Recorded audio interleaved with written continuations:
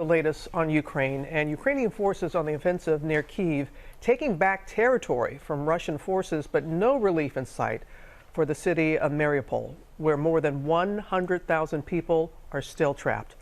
Our foreign correspondent James Longman is in Lviv with the latest. Good morning, James. Yeah, good morning, Robin. I'm at an aid distribution centre here in Lviv where hundreds of people come every day to get food, to get medical supplies, and many of these people will have come from Mariupol, that besieged Ukrainian city where Russia has been bombarding for days and days and days. Some 10 million people have now been displaced across Ukraine. The invasion may have stalled, but the bombardments continue.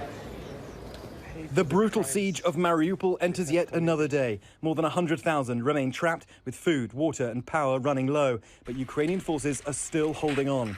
US officials now say some of the most egregious accounts of what could be considered war crimes are happening in the city. The brave people of Mariupol are putting the lie to Putin's claims, and the Kremlin is reacting with characteristic brutality. It's clear Putin did not expect this response. This video shows Ukrainian tanks firing on Russian forces. And this drone video shows a series of explosions at a steel plant.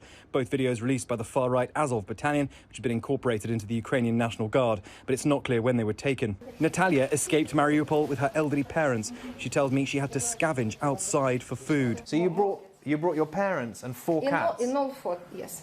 At the same time, she says, we understood any time we might be killed by the next bomb. So as we're talking here now, the air raid siren has gone off here in Lviv. But Natalia's saying they didn't get warnings like that in Mariupol. There was just bombardments. That same will to survive in the occupied city of Kherson, where protesters took to the streets for the second day in a row.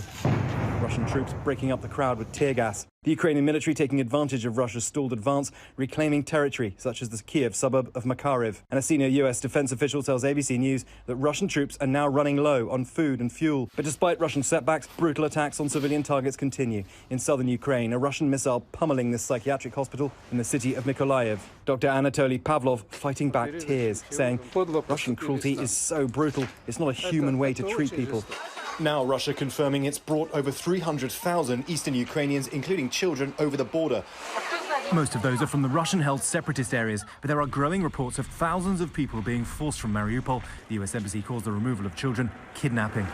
And as the human toll of the invasion mounts, concerns now that Putin may seek to escalate the war further. The Kremlin spokesman even refusing to rule out the use of nuclear weapons. If it is an existential threat for our country, then it can be used in accordance with our concept. And as worldwide blowback and sanctions rock the Russian economy, Putin himself a target. A new investigation by Russian opposition leader Alexei Navalny's team saying this $700 million super yacht off the coast of Italy belongs to Putin personally. They're now calling for it to be seized by Italian authorities.